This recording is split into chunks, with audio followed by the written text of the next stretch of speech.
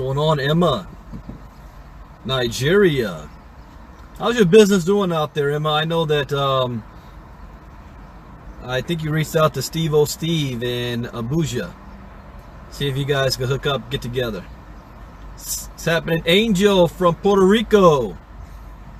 I got that message yesterday when I was doing Facebook Live. You said about Kawhi Leonard, Paul George, and LeBron James going to LA. Now LA's going to have to give up some people to do that. They might have to give up Brandon Ingram and what's his name? What's the power forward's name? I cannot remember his name. They're keeping Lonzo Ball though. What's going on, Lance? Rosendo, what's happening? Yeah, but the Lakers are gonna have to give up somebody to get those guys. They already gave up Larry Nance. They gave up Jordan Clarkson. What's funny is those two go to Cleveland, and then LeBron's gonna come to LA. That's funny. That's funny. They need to keep Lonzo Ball and keep what's the other rookie's name? Light bright kid. Man, my brain is foggy as hell. I have not gotten enough sleep yet. Kyle Kuzma, that's his name. I need to go home and take a long, good nap. Somebody kept me up late last night. Let's see here. We're going to talk about something special today. I talked about it this morning, covering a little bit about how to recruit, focusing on your goal, the secret. But there's a little skill that I learned when I was 21 years old. The first time I heard it was from a gentleman by the name of Steve Carter. And it was in LA that I heard it. Byron Nelson's office. And Steve Carter was up there. I think he was 28. Because he just turned 50. And I'm 41. So yeah, he was like 28, 29 at the time. And he said something about how he became a master recruiter. Oh, I forgot to post that video. The psychology of recruiting. What's going on, Albert? Yeah, I forgot. So when I get home, I'll upload that video. The psychology of recruiting. So what I learned was the feel, felt, found method. And he said that is the method that got him all of his success. Feel, felt, found. So, and also the personality traits. Now, those of you that were on Mark Januszewski's training earlier, I mean, you know how he said success leaves clues. And everything he said is stuff that I do that I didn't really know there was a name to it. You know, people will sign up. You pre-qualify them. They're going to sign up before they even see a presentation. Or presentation is already, you know, it's a done deal by that point. If I look at cryptogenics, for example, if you guys remember, if you've been following me for the last 6-7 months or so, at the beginning of the year, I made a statement that, you know, I'm going to be doing something very soon, and this is what it's going to do for us, and I'm making a list of people. And I had like 300, 400 names before we even had the name of a company.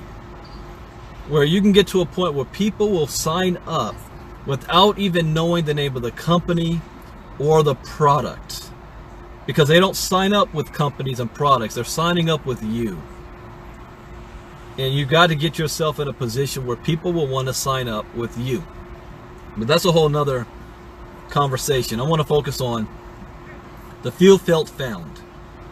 And the way this works is simply being able to relate to people, because everybody has a different background, they have a different story, they have different experiences, they have different successes and failures. And you never know where somebody is in life. You know, you might talk to somebody and they're smiling at you and they look like they're happy, but deep inside they're either depressed, they're going through untold amount of pain. You don't know what their struggle is, you know, because they're like, you know, I'm never going to let people see me sweat. You know, they got that mentality. Don't let them see you sweat.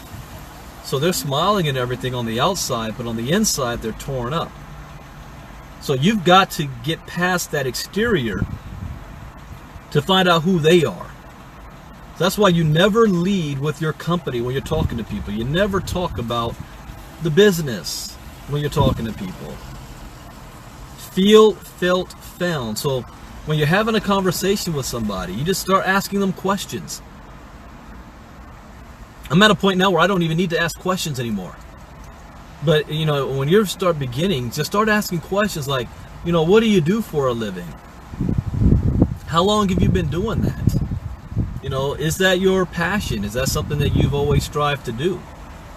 Where do you want to be? What do you want to be doing? And people will tell you. They'll tell you what they're doing. And then, excuse me, lack of sleep. And then what you're doing is, after you are listening to them tell you, they're basically telling you their story. And you ask them, you know, well, where do you want to be in the future? Is this something that you want to be doing in 5 years or 10 years? Do you have any other goals or anything? And they'll tell you, no, you know, I've been working a job and I don't want to be doing this for the rest of my life. I want to be a writer, or I want to be a painter, I want to be an artist, or I want to be able to travel, or I want to be able to put back in my church, and I might want to run for political office. You know, people got many different things that they'd rather be doing. And you ask them the question, so have you found something that's going to allow you to do all of that? You know, the answer 99% of the time is going to be no. And I never ask a question that I don't know the answer to. You know, and so I know the answer is going to be no. If the answer is yes, fantastic. Tell me all about it. What are you currently doing? Because there's another thing that guys like to do. Fake it. Fake it till you make it. Men love to do that, especially when they're dealing with other people, because they don't want you to know that they're weak or what they're doing ain't nothing. So you got to even peel past that. So when you trap them and they say, oh yeah, you know, I got this project, I got that project. Really, tell me all about it. Tell me all about what you're doing, what you got going on. And the more they talk, the more the truth comes out. You know, God gave you 2 ears and a mouth. Use it in that proportion. Let them talk. The more they talk, the more reality is going to bleed through. And so once they say, you know, yeah, really, I don't see me getting out of what I want to do. I hope one day it's going to happen. And then this is when you step in.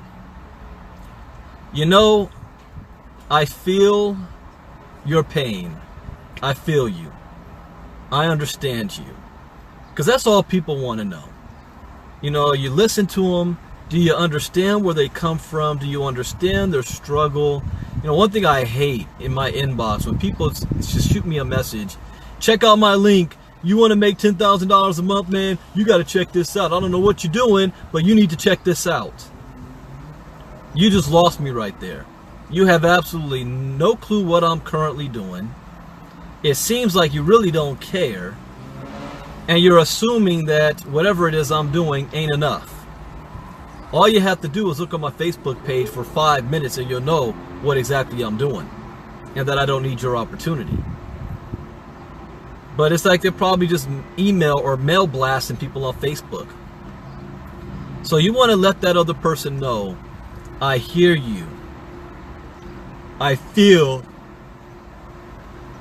your pain. When you do that, their guard drops. Because they feel that they have somebody that's talking back and forth. And not just you talking at them. The second thing you do is the felt part. Now, their story might be similar to yours.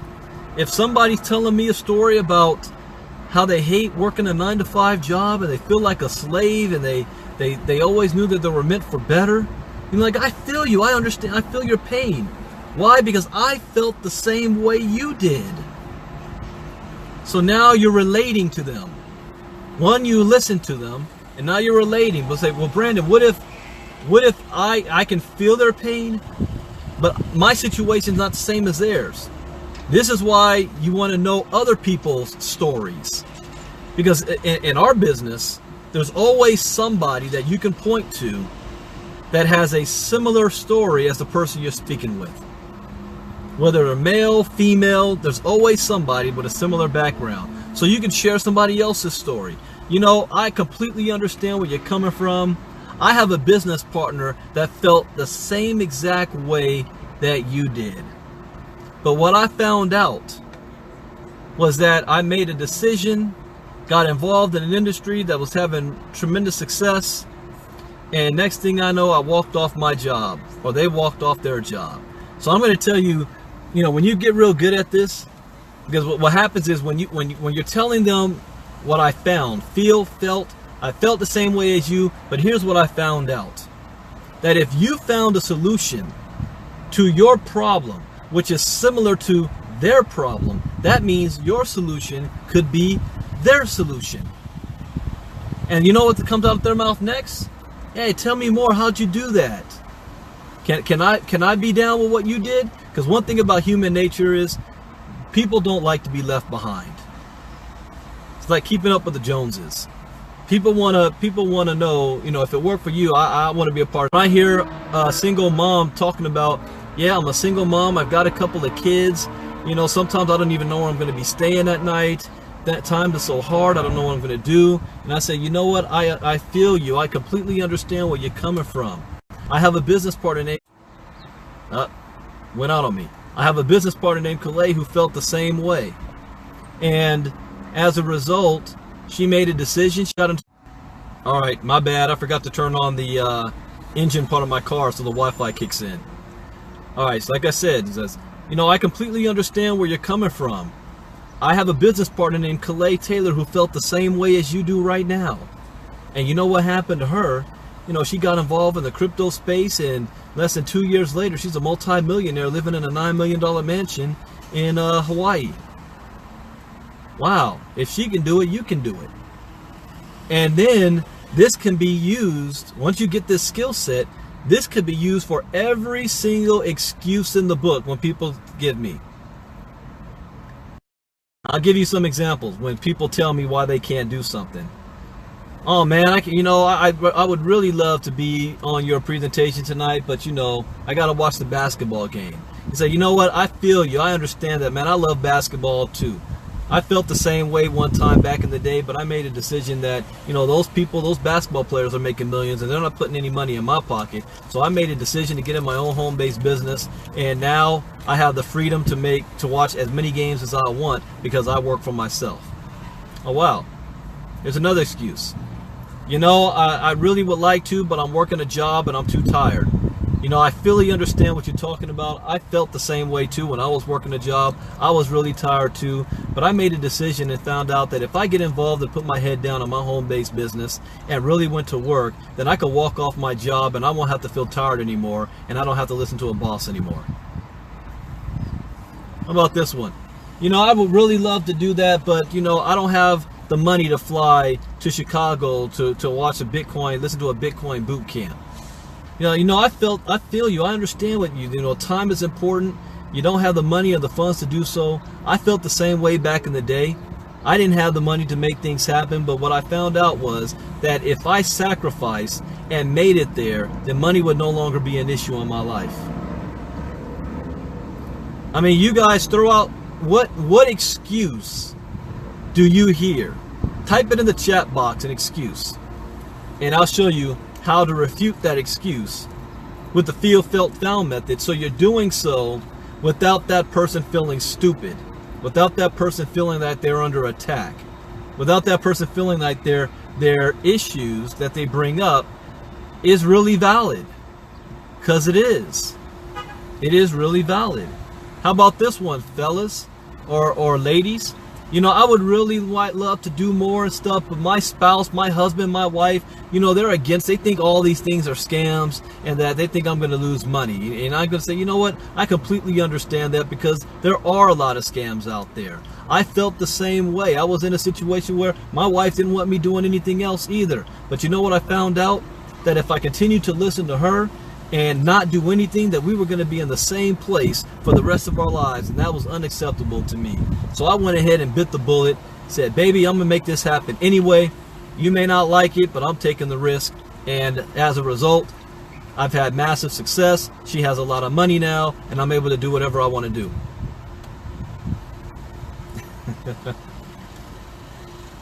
Nobody has any other excuses you're running into?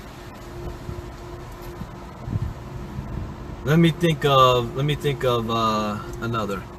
It's only me working and I have to support my family by myself. That is my excuse. All right, Georgelina, you know, I completely understand what you're saying. That you're the only one working and it is up to you to support your family. I felt the same way too. As the man of my household, I felt that I've got a college degree. I need to support my family. I have a growing family. But what I found out was that the job that I was working still wasn't paying me enough money to do all the things that I need to do. And that there was always a constant threat that I might get laid off or fired, which is something that's completely not in my control. So what I found out was that if I just sacrifice even more time that I don't have, to work on myself and to work on my business and to do productive work, that I'll be able to buy back my freedom, buy back my time, and be able to support my family even more. So I put my head down, went to work, and within a couple of months, you know, I was making more money on my job, on my business, than I was on my job. And I was able to walk off my job, and now there's no such thing as daycare because my kids are with me 24/7. I don't have a boss, and I have more money than I did when I was working a job. But I found out that if I don't step out and take that risk, then my life is going to remain exactly where it is right now, and I have to decide, is that acceptable or not? You know, until the pain of staying the same is greater than the pain of change, you will never change. So I had to make a change for myself. So I completely understand where you're coming from, and maybe one day you'll come to that conclusion yourself as well. And when you do, give me a call, because I might have something for you. Any other excuses? Somebody give me an excuse that you hear, maybe that's holding you back. What excuse that you have? So here's one. You know, Brandon, yeah, it's easy for you to say because you be making those videos and everything, and it's easy for you. And I say, you know what? I understand exactly what you're talking about, because I remember when I first came back to this industry and I saw the people making all the money were making videos and all that stuff, and had people following them. And I felt the same way you did. But here's what I found out. That they're no different than me. Whatever skill set they have, I can learn. That if I step outside of my comfort zone and I do something I don't like to do, like turning on the camera, you guys don't know how much I'm hating this right now. I don't like having the camera on. It's an internal thing for me. I don't like looking at myself. And I feel if I don't like looking at myself, then people looking at me aren't going to like what they see. It's like I'm projecting my own insecurity onto everybody else, thinking you're looking at me the same way I look at myself. So it throws me off. It throws me off talking. It throws me off my thought process, because I see myself and I'm like, dang it, can I turn this thing off? But I said, you know what? If I don't step out of my comfort zone, then I'm never going to go to the next level. So I said, if they can learn how to make videos, then I can learn how to do it too. And the first videos I made were crap. They were horrible. I have dark skin, and so I didn't figure out that I need to be in bright places or people aren't going to be able to see me when I'm doing a video.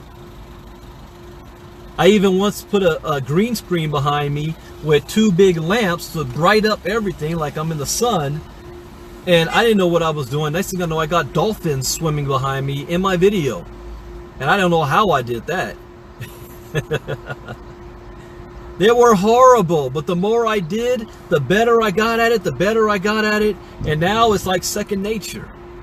But I had to step out on faith, step out of my comfort zone and do something. So now I make videos, and before I was like, I'm not making no videos. Any other excuses, throw them at me. Excuse you have for yourself or an excuse you have from somebody else. The feel, felt, found method is the excuse breaker. It breaks any excuse down by using the feel, felt, found, and you do it without embarrassing them. I call it a professional slap in the face, a professional wake-up call. What about this one? I don't have anybody to talk to. All my friends don't want to be involved. And you know what I say to that? I completely understand exactly what you're talking about. In fact, I felt the same way. When I first came into this industry, I was a kid. And everybody I knew didn't understand this. They didn't have the vision for it. They didn't care. They didn't even want to be my customer. But what I found out is that birds of a feather flock together. And that the current friends that I had around me were never going to go to the next level. So if I ever want to take myself to the next level, I need to change the amount of people around me. I need to have new friends. I need to have new associates. And so I started hanging out with places and joining clubs where like-minded people that wanted to go where I wanted to go. I started to make new friends. I started to have new associates and acquaintances. And as a result, now I'm surrounded by a circle of people who believe as I believe. And I'm starting to attract people like me who think like I think. And my income started to go up. You know, if you ever want more out of life, you're going to have to make some changes. And that means changing the things in your life and even changing some of the people in your life. It's like basketball players that they get to the NBA and they want to bring the hood with them. And their entourage, Allen Iverson. And what happens then? Next thing you know, you're broke. Sometimes if people don't want to elevate with you, you got to let them go. So if you're saying all your friends don't see this, then that's giving you a hint that it's time for you to have some new friends and change your circle, because they're holding you back. And that is not in a negative way. It's not being mean-spirited. It's just being equally yoked. There you go. What about this one? I don't have a lot of time. You know, I completely understand what you're saying, Rosendo. You don't have a lot of time. I felt the same way as well. I didn't have a lot of time. But what I found out was, man, I'm spending all this time and I'm still broke. So obviously, what time I'm putting in is not giving me the results that I want to have. If I don't have a lot of time, I better be making a whole lot of money. And I'm not. So I needed to reevaluate where I was spending my time. And as a result, I changed a couple of things up. I gave myself a couple of extra hours a day. I put that into my business, and I was able to walk off my job, and now I have all the time in the world. I don't have a boss. I don't have anybody telling me what to do. I have money in the bank and the ability to come and go wherever I please. But I was like you. I didn't have a whole lot of time. I made the time. If you want something bad enough, nothing in the world is going to stop you. Nothing. Let's see. A number of people telling me they don't have the time to take on anything else in their lives. You know what, Carl? I completely understand that. People saying, you know, my schedule is booked. I've got so many things going on. I don't have time to add anything else. And you know, I felt the same way because I was doing a whole lot too. And I didn't have any extra time to add something else on my plate. But here's what I found out. I had to go back to doing and asking this question. Is what I'm currently doing right now going to get me where I want to be? It's like I'm being busy, being broke. That's the worst. You're putting in all this time and all these hours, and they're only paying you enough money so that you don't quit. But it's not getting you to the next level. So what I found out was that I had to make some adjustments to the things that are important in my life. And if I added this in there, something that's actually going to make me more money and replace these other things that's not making me any money, then I realized I had all the time in the world. So once I got money out of the way, now I had the time to do all the other things that was keeping me busy, but I'm doing it because I enjoy it, not because I have to. Feel, felt, found. excuses I hear is that it sounds like a pyramid or a Ponzi. You know what? That is a very good question or statement to have. It sounds like a pyramid or a Ponzi, and there are a whole lot of pyramid and Ponzis out there. I understand where you're coming from because people don't want to be scammed. People don't want to lose their money. But I felt the same way when I first got into this space. I saw a whole lot of pyramids and Ponzis and scams out there. But what I found out was that not everything is a pyramid or a Ponzi or a scam. I had to do my own due diligence and found out that the true definition of a pyramid or a Ponzi is the exchange of money without the exchange of goods or services.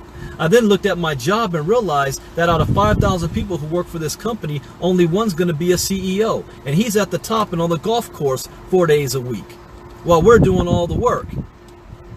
So that looked like a Ponzi to me. That looked like a scam to me. He's making all the money and I'm doing all the work. That's a scam. And then I looked into these companies and found out that the people who got started first weren't the ones making all the money. It's the people who put in the most work made all the money. And then I looked at everything. Everything is set up in some form of a pyramid. But the true definition of an illegal pyramid is, like I said, the exchange of goods and services, the exchange of money without the exchange of goods and services, or something that the government has already marked illegal. So Ponzi of itself, if that's what you want to call it, you got to watch your definition. And being in the direct sale business set me free. The real Ponzi, the real scam is a 9-to-5 job. So all of you co-workers are fighting to get to the top. And then you hit that glass ceiling where your manager's taking all the credit for the work you do. It's one thing I thought funny, J.R. Smith said about LeBron James. And it was a quote. He said, whenever we win, LeBron James gets all the credit. Whenever we lose, we, not LeBron, get all the blame. Isn't that how it is on your job? Let's see what other... Most people will focus on all the reasons they cannot do something rather than the reasons why they need to do something new or different. Growing up in a negative world. And I covered that this morning. I talked about how you view things is what you're going to attract to you. But when you're talking to people, you can flip that attraction on them. By understanding where they're coming from, you felt the same way they did, and you found a solution. So you're not telling them that this is a solution for them. You're saying, I relate to you, and I found a solution. By nature, they're going to ask, and they're going to think, man, if they found a solution, and their problem was the same problem that I have, then maybe their solution could be my solution. And then they're going to say, so what is it that you do? Or how can I be involved? Like Mark Januszewski said, at that point, I know I got them. It don't matter what I say next. They're going to sign up. If you take them through the process. People like to buy. They don't like to be sold. That's right, Georgelina. It's all about looking at it from a different perspective. Let's see, anybody else? I don't have any money. Very good question, Bethany. You know, I understand exactly how you feel. I was there at one point, 2017 last year, I didn't have any money. My savings was running out, and I was about to get a low-paying BS job just to pay the bills. And I saw people in this space were making all this money because they had $10,000 and $50,000 and $100,000 to invest. I didn't have any of that. I'm just trying to pay the bills. I didn't have any extra money. But what I found out is that in this space, you don't need a whole lot of money. You know, if I want to get into the education space and I invest in myself, that's $300. So what do I need to do to save up and scratch up and get that $300? Let's say if I had to borrow $300. Before I borrow the money, you know what I'm going to do? I'm going to act as if. What does that mean? I'm going to act as if I'm already on board. I'm going to start sharing this with other people. And then once I got my 3 people lined up and ready to go, I'm going to borrow the $300 and get it however way I need to get it, get signed up, and then when those 3 people join, I just made $300 right back, and now I can pay that money back wherever I got it from. Now I'm in the business for free. I leverage other people, OPP. Is that what it means? Other people's money? Or OPP means something else? But you know what I'm talking about. Other people's money. If I had to get a loan, that's what I was going to do. If I had to not go to the movies for a month. Although I wasn't going to sacrifice Black Panther. I was going to go see Black Panther. But what are you willing to sacrifice? One thing I found out by people who say they never have money, always got gear on. You ain't got money, but you got Jordans on. You ain't got money, but you was in Vegas last week. You ain't got money, but you sure was at the movie theater. I see you eating good. When people value something, they will find the money. When they value something. So when they say, I don't have the money, what they're telling you is, I don't see the value in what you're showing me right now. That's what they're really telling you. They have the money. It's what they're willing to sacrifice to make it happen. But what I found out was, though, that if I put just a little money down and I learned skills, I was able to flip $100 into 6 figures or more. I didn't have a lot of money. I started with $100. Even less, I started with 30 when I actually began to trade. 100 when I invested. I don't buy Bitcoin, I earn Bitcoin. You down with OPP Bouger? Any other objections here? This is what the feel, felt, found method does. You can overcome any objection and you can get people signing up in your business without them even knowing the name of the company. And you get them asking you. I did that. I'll tell you, I went and got like a $10,000 loan once, right? I used that $10,000 loan to pay off some debt, and then I invested it and flipped it and made $10,000 back within 60 days. OPM, other people's money. What did OPP stand for again? Other people's property? Or the PG version? I've invested my unemployment benefits to get involved with KGX. Here's one thing as a disclaimer, I'm not a licensed financial advisor. So I cannot tell you how you need to sacrifice. Whether you're going to, like Rosendo, invest it as unemployment benefits, or college kids using their grants and their student loans to invest in crypto. I can't tell you what to sacrifice. All I can say is, I can tell you what I have done. And that when people have value for something, they find a way. Whenever you have value, you will find a way. I know a friend, he loves this girl so much, he will find a way to fly from California to New York every month just to see her. Let's use Prince Harry, for example. You know, Prince Harry got married to Meghan Markle. I remember last year, he took a trip to Grand Cayman. And Meghan had just finished up recording something in Hollywood and flew to Canada for something. On his flight back to the UK, I don't know what she sent him in a text or whatever, but he had the pilot reroute the plane from the UK to stop over in Canada just so he can see her. I don't know, Bouger. My boys were saying OPP stood for something else back then too, but I know what you're talking about. But he rerouted the plane just so he can have 24 hours with her in Canada. When you want something bad enough, you will find a way. Everything else is just an excuse. Crypto Gen X.